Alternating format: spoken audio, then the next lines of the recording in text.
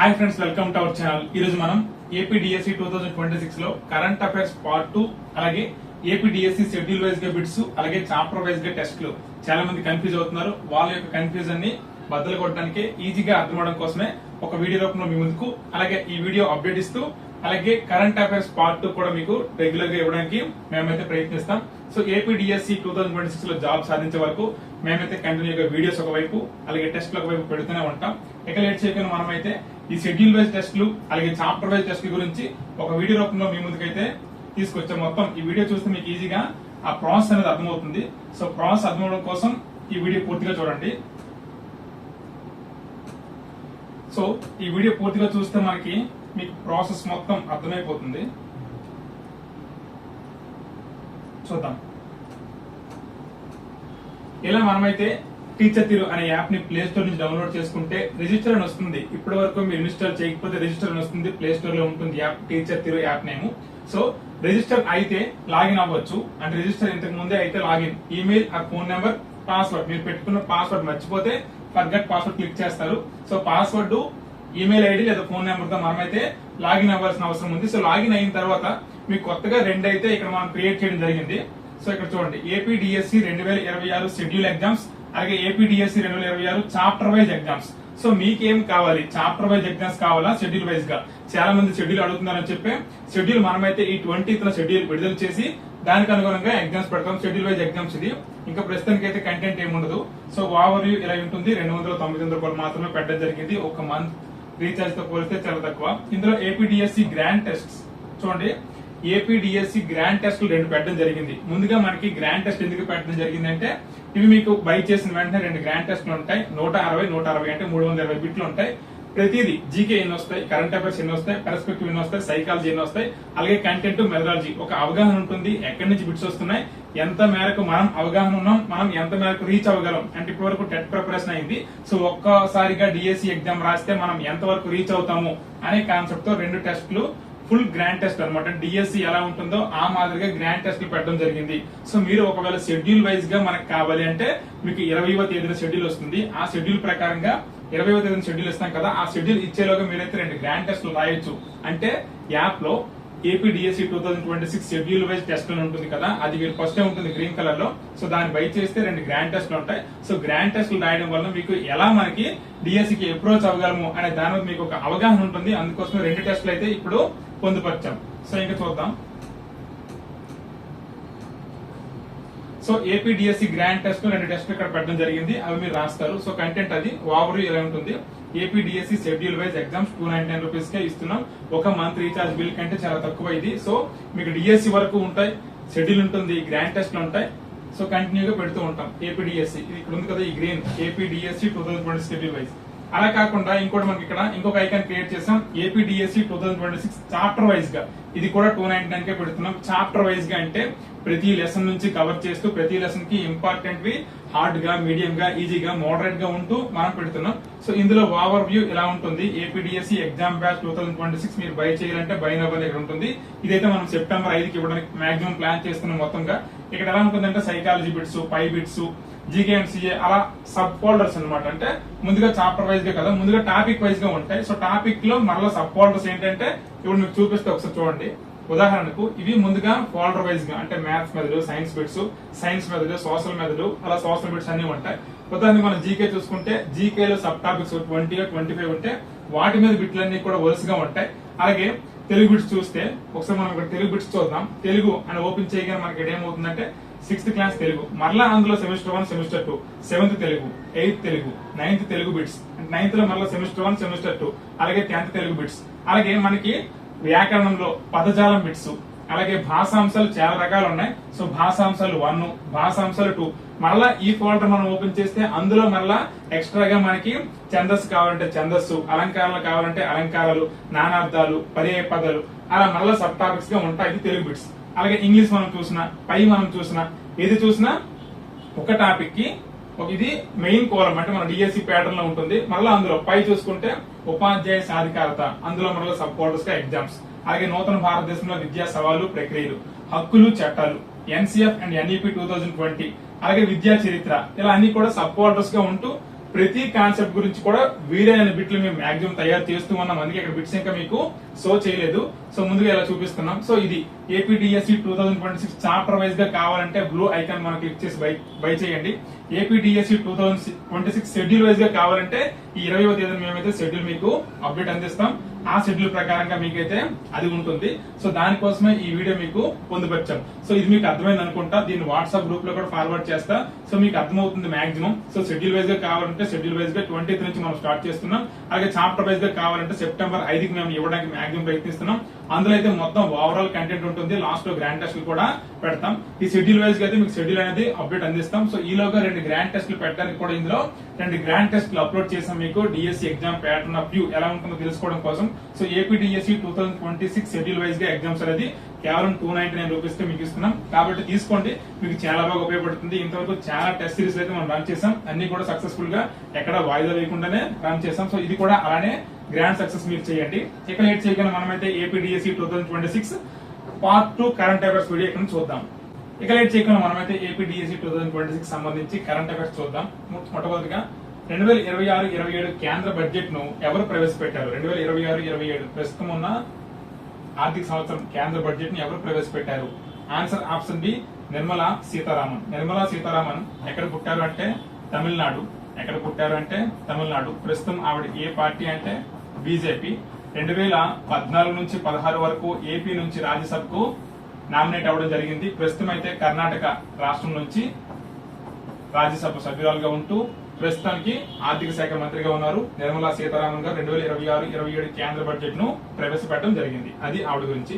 Next week 2026-27 కేంద్ర budget ను ఏ తేదీన ప్రవేశపెట్టారు? ఏ తేదీన ప్రవేశపెట్టారు? ఆన్సర్ ఆప్షన్ బి ఫిబ్రవరి 1 ఫిబ్ 1 అనమాట. సో 2వ నెల 1వ తారీఖున ప్రవేశపెట్టారు. ఇంతకు ముందు ఫిబ్రవరి ఎండ్ డే అంటే చివరి రోజు ప్రవేశపెట్టడం ఆనవాయితీగా వచ్చింది. 2016 నుంచి దాదాపుగా ఫిబ్రవరి 1న ఈ కేంద్ర బడ్జెట్ ను ప్రవేశపెడుతున్నారు. 2026-27 ఆర్థిక సంవత్సరం యొక్క కేంద్ర బడ్జెట్ ను ఏ తేదీన ప్రవేశపెట్టారంటే ఫిబ్రవరి 1. నెక్స్ట్ క్వశ్చన్ 2026-27 కేంద్ర బడ్జెట్ ప్రధానంగా ఏ శక్తి ఆధారిత బడ్జెట్ గా పేర్కొనబడింది? ఈ ఆర్థిక సంవత్సరం యొక్క కేంద్ర బడ్జెట్ ప్రధానంగా ఏ శక్తి ఆధారిత బడ్జెట్ గా పేర్కొనబడింది? మహిళా శక్తి, యువశక్తి, రైతు శక్తి, జ్ఞాన శక్తి. ఆన్సర్ ఆప్షన్ బి యువశక్తి. యువశక్తి ప్రధానంగా యువతకు చేయూతనిచ్చే కార్యక్రమాలు ఎక్కువగా డిపెండ్ అవుతూ యువశక్తి అనే పేరిట 2026-27 కేంద్ర బడ్జెట్ అనేది యువశక్తి ఆధారిత బడ్జెట్ గా పేర్కొనబడింది. నెక్స్ట్ క్వశ్చన్ 2026లో ఐసీసీ అండర్-19 పురుషుల క్రికెట్ ప్రపంచ కప్ ను ఏ దేశం గెలుచుకుంది? 2026లో ఐసీసీ అండర్-19 పురుషుల క్రికెట్ ప్రపంచ కప్ ఏ దేశం గెలుచుకుంది? Answer option C Bharat. Bharat అనేది గెలుచుకోవడం జరిగింది అండర్-19 వరల్డ్ కప్. ఇది ఎన్నవసారి అంటే 6వసారి ఈ టైటిల్ నెగ్గడం జరిగింది అండర్-19 లో. సో ప్రస్తుతం 2026లో ఐసీసీ అండర్-19 పురుషుల క్రికెట్ ప్రపంచ కప్ విజేత భారత్. ఎన్నవసారి అంటే ఇది 6వసారి. నెక్స్ట్ క్వశ్చన్ ఐసీసీ అండర్-19 ప్రపంచ కప్ 2026 ఫైనల్ లో భారత్ ఏ జట్టును ఓడించింది? అంటే ఎవరి మీద గెలిచింది? Answer option B England. England పై అండర్-19 లో భారత్ అనేది ఐసీసీ అండర్-19 ప్రపంచ కప్ అనేది ఇంగ్లాండ్ పై భారత్ గెలిచింది. ఏదంటే క్రికెట్. అది కూడా గుర్తుంచుకోండి, ఇది క్రికెట్. ఐసీసీ అంటే క్రికెట్ కి సంబంధించిన గేమ్. నెక్స్ట్ క్వశ్చన్ అండర్-19 ప్రపంచ కప్ 2026 ఫైనల్ లో భారత్ ఎన్ని పరుగుల తేడాతో విజయం సాధించింది? ఇదే గేమ్ గురించి. భారత్ ఇంగ్లాండ్ పై 100 పరుగుల తేడాతో గెలిచింది అండర్-19 ప్రపంచ కప్. 100 పరుగుల తేడాతో. నెక్స్ట్ క్వశ్చన్ అండర్-19 ప్రపంచ కప్ 2026 ఫైనల్లో 175 పరుగులు చేసిన భారత ఆటగాడు. ఇదే ఫైనల్లో హైయెస్ట్ స్కోరు. సో ఆ 175 పరుగులు చేసిన భారత క్రికెటర్ ఎవరు అంటే వైభవ్ సూర్యవంశీ. అండర్-19 ప్రపంచ కప్ 2026 ఫైనల్లో 175 పరుగులు చేశారు Vaibhav Suryavanshi. Next question India AI impact summit 2026 ఎక్కడ జరిగింది? ఇండియా ఏఐ అంటే కృత్రిమ మేధస్సు ఇంపాక్ట్ సమ్మిట్ 2026 ఎక్కడ జరిగింది? Answer option D New Delhi. India AI impact summit 2026 ఎక్కడ జరిగింది అంటే న్యూఢిల్లీలో. ఇండియా ఏఐ ఇంపాక్ట్ సమ్మిట్ 2026 ప్రధాన వేదిక అంటే న్యూఢిల్లీలో ప్రధాన వేదిక విజ్ఞాన్ భవన, భారత్ మండపమా, ప్రగతి మైదాన, యశోభూమియ. ఆన్సర్ ఆప్షన్ బి భారత్ మండపం. ఢిల్లీలో భారత్ మండపంలో ఇండియా ఏఐ ఇంపాక్ట్ సమ్మిట్ 2026 అనేది జరిగింది. వేదిక భారత్ మండపం. అలా కూడా అడగచ్చు మనకి. ఏఐ ఇంపాక్ట్ సమ్మిట్ 2026లో న్యూఢిల్లీ డిక్లరేషన్ ను ప్రారంభంలో ఎన్ని దేశాలు అంతర్జాతీయ సంస్థలు దేశాలు లేదా అంతర్జాతీయ సంస్థలు ఆమోదించాయి? Answer option C 88. ప్రారంభంలో 88 అంతర్జాతీయ సంస్థలు అనేవి ఏఐ ఇంపాక్ట్ సమ్మిట్ 2026 లో న్యూఢిల్లీ యొక్క డిక్లరేషన్ ను ఆమోదించడం జరిగింది. 88. Next question. ఫిబ్రవరి 2026లో మణిపూర్ ముఖ్యమంత్రిగా ఎవరు ప్రమాణ స్వీకారం చేశారు? మణిపూర్ రాష్ట్రం యొక్క ముఖ్యమంత్రిగా ఎవరు ప్రమాణ స్వీకారం చేశారు 2026 ఫిబ్రవరిలో? Answer option B Yumnam Khemchand Singh. Yumnam Khemchand Singh. ఇతను ఏ పార్టీ అంటే బీజేపీ పార్టీకి చెందిన వ్యక్తి ముఖ్యమంత్రి అయ్యారు మణిపూర్ రాష్ట్రానికి. Next question. 2026లో గిఫ్ట్ సిటీ చైర్మన్ గా ఎవరు నియమితులు అయ్యారు? ఈ సంవత్సరం గిఫ్ట్ సిటీ చైర్మన్ గా ఎవరు నియమితులు అయ్యారు? Answer option A Uday Kotak. Uday Kotak gift city chairman గా ఉన్నారు. ఇంతకు ముందు అతనికంటే ముందు హస్ముఖ్ అదియా ఉండేవారు. ఇతని స్థానంలో ఉదయ్ కోటక్ నియమించడం జరిగింది గిఫ్ట్ సిటీకి చైర్మన్ గా గుజరాత్ రాష్ట్రం. Next question. 2026 ఫిబ్రవరిలో HAL chairman and managing director గా ఎవరు నియమితులు అయ్యారు? 2026 ఫిబ్రవరిలో హెచ్ఏఎల్ చైర్మన్ మరియు మేనేజింగ్ డైరెక్టర్ గా ఎవరు నియమితులు అయ్యారు? Answer option B Kota Ravi. HAL chairman గా కోటా రవి నియమితులు అయ్యారు 2026 ఫిబ్రవరిలో. Next question. 2026లో వరల్డ్ వెట్లాండ్స్ డే ఎప్పుడు జరుపుకున్నారు? ఆన్సర్ ఫిబ్రవరి 2. ఫిబ్రవరి 2న వెట్లాండ్స్ డే జరుపుకుంటారు. సో వరల్డ్ వెట్లాండ్స్ డే ఎప్పుడు అంటే ఫిబ్రవరి 2, 2వ నెల 2వ తేదీ. Next question. ప్రపంచ క్యాన్సర్ దినోత్సవం వరల్డ్ క్యాన్సర్ డే ఫిబ్రవరి 4. వరల్డ్ క్యాన్సర్ డే ఫిబ్రవరి 4 world cancer day. Next question. ప్రపంచ రేడియో దినోత్సవం ఎప్పుడు జరుపుకుంటారు? వరల్డ్ రేడియో డే ప్రపంచ రేడియో దినోత్సవం ఎప్పుడు జరుపుకుంటారు? ఫిబ్రవరి 13. ప్రేమికుల దినోత్సవం ముందు రోజు రేడియో దినోత్సవం. అలా ఫిబ్రవరి 13 ప్రపంచ రేడియో దినోత్సవం. Next question. 2026 వింటర్ ఒలింపిక్స్ ఏ దేశంలో నిర్వహించబడ్డాయి? 2026లో వింటర్ ఒలింపిక్స్ ఏ దేశంలో నిర్వహించబడ్డాయి? ఆన్సర్ ఆప్షన్ బి ఇటలీ దేశంలో వింటర్ ఒలింపిక్స్. చూడండి, ఒలింపిక్స్ కాదు ఇవి, వింటర్ ఒలింపిక్స్. ఎక్కడ అంటే ఇటలీ దేశంలో నిర్వహించబడ్డాయి 2026 ఈ సంవత్సరంలోనే. Next question. 2026-27 కేంద్ర బడ్జెట్ లో న్యూ ఇన్కమ్ ట్యాక్స్ యాక్ట్ అంటే కొత్త ఇన్కమ్ ట్యాక్స్ యాక్ట్ అనేది 2025 అనేది ఎప్పటి నుంచి అమల్లోకి రావాలని ప్రతిపాదించడం జరిగింది? సో 2026-27 కేంద్ర బడ్జెట్ లో న్యూ ఇన్కమ్ ట్యాక్స్ యాక్ట్ 2025 ఎప్పటి నుంచి అమల్లోకి రావాలని ప్రతిపాదించడం జరిగింది? Answer 2026 April. ఎందుకంటే ఆర్థిక సంవత్సరం అనేది ఏప్రిల్ 1తో మొదలవుతుంది కాబట్టి 2026 ఏప్రిల్ నుంచి ప్రారంభించాలని ప్రతిపాదించడం జరిగింది. Next question. AI impact summit 2026 లో ప్రధాని మోదీ ప్రతిపాదించిన ఏఐ విజన్ కు ఉపయోగించిన సంక్షిప్త రూపం ఏది?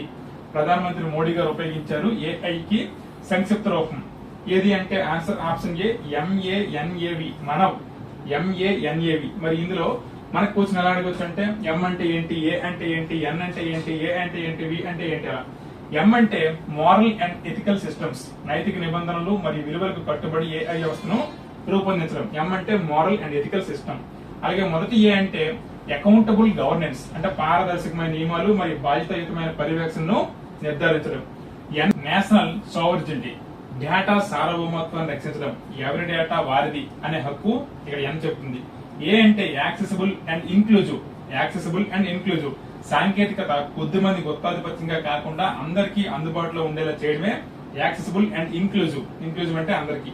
అలాగే వి అంటే వ్యాలిడ్ అండ్ లెజిటిమేట్ ఏఐ వ్యవస్థలు చట్టబద్ధంగా మరియు ధృవీకరించదగినవిగా ఉండాలి. ఇలా నరేంద్ర మోదీ గారు ఈ మనం అనే సందేశాన్ని ఇవ్వడం జరిగింది ఏఐలో సంక్షిప్త రూపంగా. Next question. 2026లో ఇండియన్ కోస్ట్ గార్డ్ ఏ వార్షికోత్సవాన్ని జరుపుకుంది? ఇండియన్ కోస్ట్ గార్డ్ ఎప్పుడు అంటే 1977 ఫిబ్రవరి 1న ఏర్పాటు చేయడం జరిగింది. సో దీనికి 50 సంవత్సరాలు పూర్తి చేసుకుని 2026 ఫిబ్రవరి 1న ఇండియన్ కోస్ట్ గార్డ్ 50వ వార్షికోత్సవం వసంతోత్సవం జరుపుకుంది. సో ఇది ఫ్రెండ్స్ ఈ రోజు video. Thank you for watching. Please subscribe, like and share our channel. Thank you one and all.